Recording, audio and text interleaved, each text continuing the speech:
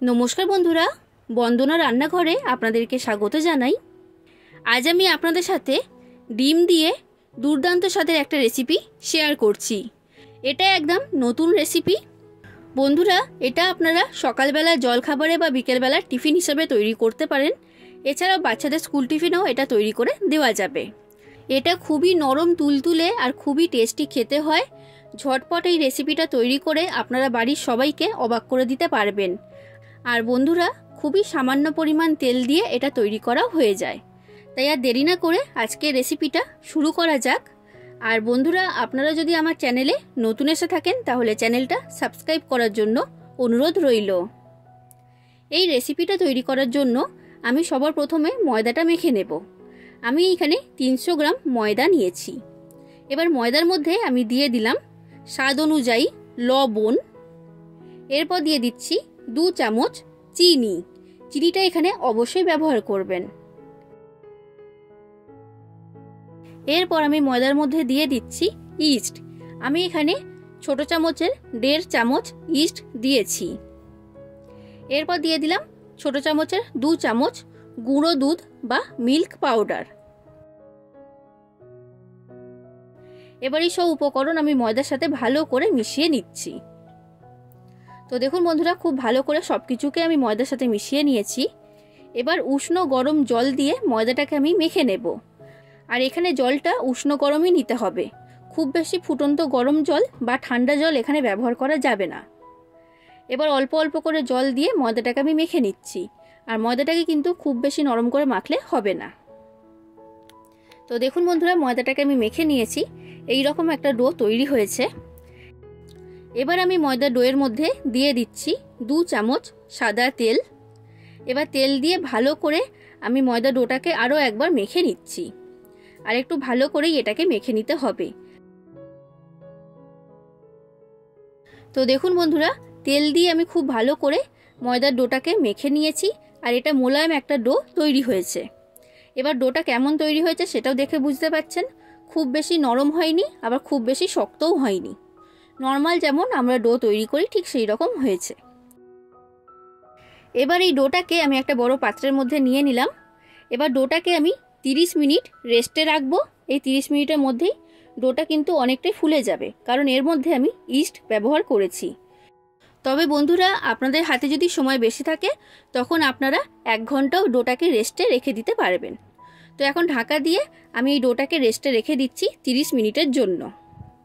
যতক্ষণে ডোটা রেস্টে রয়েছে এই সময়ের মধ্যে আমি এখানে একটা পুর তৈরি করব। তার জন্য আমি গ্যাসের মধ্যে একটা কড়া গরম হতে বসিয়ে দিয়েছিলাম। এবার কড়ার মধ্যে আমি দিয়ে দিয়েছি 2 চামচ সাদা তেল। তেলটা ভালো মতো গরম হয়ে গেছে। এবার আমি দিয়ে দিলাম ছোট চামচের 1/2 চামচের মতো গোটা জিরে। আর এরপর দিয়ে দিচ্ছি বড় সাইজের 2টো পেঁয়াজ কুচি। পেঁয়াজটাকে আমি এই রকম লম্বা লম্বা করে কেটেছি। এবার এই পেঁয়াজটাকে একটু হালকা করেই ভেজে নিতে হবে, খুব বেশি লাল করে ভাজার প্রয়োজন নেই। দেখুন বন্ধুরা, 1 মিনিটের মতো আমি পেঁয়াজটাকে ভেজে নিয়েছি। এবার আমি এর মধ্যে দিয়ে দিলাম 2টো কাঁচা লঙ্কা কুচি। আর এরপর দিয়ে দিচ্ছি বড় সাইজের একটা টমেটো কুচি। এবার টমেটো আর কাঁচা লঙ্কাটাকে দিয়ে আমি আরও একটু ভালো করে ভেজে নেব। দেখুন বন্ধুরা, টমেটো আর কাঁচা লঙ্কাটাকে দিয়ে আমি ভালো করে ভেজে নিয়েছি। এবার আমি এর মধ্যে দিয়ে দিলাম ছোট চামচের 1 চামচের মতো গ্রেট করে রাখা আদা আর রসুন। এবার আদা রসুনটাকে দিয়ে ভালো করে ভেজে নিতে হবে, না হলে আদা রসুনের কাঁচা গন্ধ বের হবে। তো আমি আদা রসুনটাকে দিয়ে ভালো করে ভেজে নিয়েছি। এবার আমি এর মধ্যে দিয়ে দেব কিছু মশলা। তো সবার প্রথমে দিলাম সামান্য পরিমাণ হলুদের গুঁড়ো। এরপর দিয়ে দিচ্ছি লঙ্কার গুঁড়ো। আপনারা যতটা ঝাল খেতে পছন্দ করেন সেই অনুযায়ী লঙ্কার গুঁড়োটা এখানে দিয়ে দেবেন। এরপর দিয়ে দিচ্ছি সামান্য পরিমাণ ধনে গুঁড়ো। আর এরপর দিয়ে দিলাম লবণ স্বাদ অনুযায়ী। আর এরপর দিলাম ছোট চামচের 1/2 চামচের মতো চিনি। এবার মশলাটাকে দিয়ে আমি ভালো করে মিশিয়ে নিলাম। এবার আমি দিয়ে দিচ্ছি অল্প পরিমাণে জল। জলটা আমি দিয়েছি যাতে মশলাটা কষানোর সময় পুড়ে না যায়। তো জল দিয়ে ভালো করে আমি এটাকে মিশিয়ে নিয়েছি। এবার আমি এর মধ্যে দিয়ে দিচ্ছি ছোট চামচের 2 চামচ টমেটো সস। টমেটো সস দেওয়ার কারণে এটা খুবই মুখরোচক তৈরি হবে। তো টমেটো সস দিয়ে ভালো করে আমি মিশিয়ে নিলাম। এবার গ্যাসের ফ্লেমটা লো ফ্লেমে রেখে কড়াটা আমি ঢাকা দিয়ে দিচ্ছি 1 মিনিটের জন্য। 1 মিনিট পর আমি কড়ার ঢাকনাটা খুলে নিয়েছি। এই পেঁয়াজের পুরটা খুব ভালো মতো তৈরি হয়ে গেছে। নামানোর আগে আমি এর মধ্যে দিয়ে দিলাম সামান্য পরিমাণ গরম মশলা। গরম মশলা দিয়ে ভালো করে মিশিয়ে নিলাম। তৈরি হয়ে গেল পেঁয়াজের পুর। এবার এই পুরটাকে একটা পাত্রের মধ্যে আমি তুলে রেখে দেব ঠান্ডা হবার জন্য। এরপর দেখুন বন্ধুরা, আমি এইখানে নিয়েছি 2টো সেদ্ধ ডিম। এবার একটা ছুরির সাহায্যে আমি একটা ডিমকে 4টে ভাগে ভাগ করে নিচ্ছি। ঠিক একই রকমভাবে আমি আরেকটা ডিমকেও 4টে ভাগে ভাগ করে নেব। তো আমি এইখানে 2টো ডিমকেই কেটে নিয়েছি। এখন ডিমগুলোকে আমি সরিয়ে রেখে দিলাম। এরপর দেখুন বন্ধুরা, 30 মিনিট হয়ে গেছে। আমি যে ময়দা ডোটা আগে তৈরি করে রেখে দিয়েছিলাম সেই ডোটা আমি নিয়ে নিয়েছি।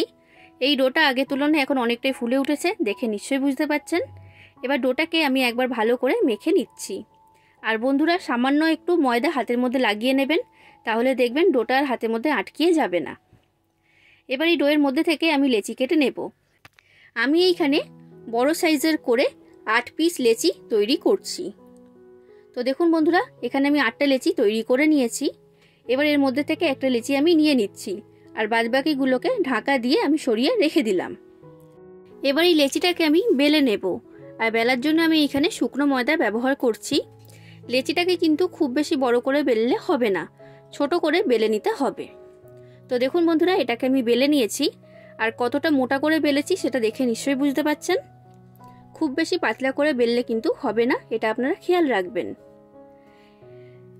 এবার দেখুন বন্ধুরা, যে পেঁয়াজের পুরটা আমি আগে তৈরি করে রেখে দিয়েছিলাম সেই পুরটা আমি এর মধ্যে দিয়ে দিচ্ছি। আর পুরটা ঠান্ডা হয়ে যাবার পরে কিন্তু এখানে ব্যবহার করতে হবে। এবার 1 পিস ডিম আমি এই পুরের মধ্যে দিয়ে দিলাম। এবার এটাকে এইভাবে মুড়ে মুখটাকে বন্ধ করে দিতে হবে। আর ভালোভাবে চেপে চেপে মুখটাকে বন্ধ করবেন, না হলে কিন্তু এটা খুলে যাবে। আর বন্ধুরা, এই রেসিপিটার নাম হচ্ছে এগ বান। তো এই এগ বানটা আমার তৈরি করা হয়ে গেছে। ঠিক একই রকমভাবে আমি বাদবাকি সবগুলোকে তৈরি করে নিয়ে তারপর আপনাদেরকে দেখাচ্ছি। তো দেখুন বন্ধুরা, আমি এখানে 8 পিস এগ বান তৈরি করে নিয়েছি। এরপর আমি গ্যাসের মধ্যে একটা ফ্রাই প্যান গরম হতে বসিয়ে দিয়েছিলাম। ফ্রাই প্যানটা এখন হালকা গরম হয়ে গেছে, খুব বেশি গরম করার প্রয়োজন নেই। এবার গ্যাসের ফ্লেমটা কমিয়ে আমি লো ফ্লেমে করে দিলাম। এবার ফ্রাই প্যানের মধ্যে এগ বানগুলোকে আমি দিয়ে দিচ্ছি। একসাথে অনেক বেশি দেবেন না, একটু ফাঁকা ফাঁকা করেই দিতে হবে। এবার গ্যাসের ফ্লেমটা লো ফ্লেমে রেখে আমি ফ্রাই প্যানটা ঢাকা দিয়ে দিচ্ছি 4 থেকে 5 মিনিটের জন্য। এই সময়ের মধ্যেই এটা অনেকটাই ফুলে উঠবে আর একটা সাইড খুব ভালো মতো তৈরি হয়ে যাবে। তো দেখুন বন্ধুরা, 4 থেকে 5 মিনিট পর আমি ফিরে এসেছি। এবার ফ্রাই প্যানের ঢাকনাটা আমি খুলে নিলাম। এর সাইজটা আগের তুলনায় ফুলে অনেকটাই বড় হয়ে গেছে। এবার এগুলোকে আমি উল্টিয়ে দিচ্ছি। তো আমি সবগুলোকে উল্টিয়ে দিয়েছি। এবার এই সাইডটা আমি হতে দেব। গ্যাসের ফ্লেমটা লো ফ্লেমে রেখে 2 থেকে 3 মিনিটের জন্য এই সাইডটাকে হতে দিতে হবে।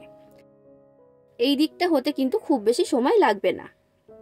তো দেখুন বন্ধুরা, আমি 3 মিনিট পর ফ্রাই প্যানের ঢাকনাটা খুলে নিয়েছি।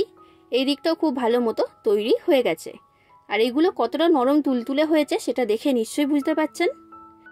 এগ বানগুলোকে নামানোর আগে আমি উপর থেকে লাগিয়ে দিচ্ছি বাটার।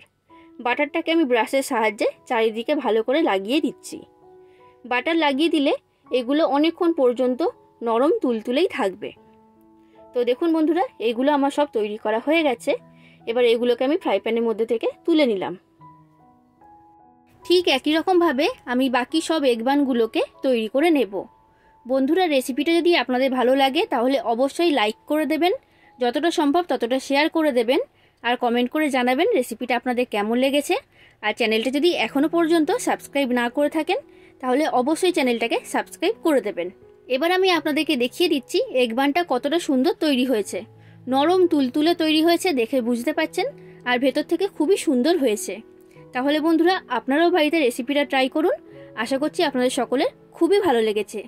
আজ আসি বন্ধুরা, আবার দেখা হবে অন্য কোনো দিন অন্য কোনো রেসিপির সাথে। ধন্যবাদ।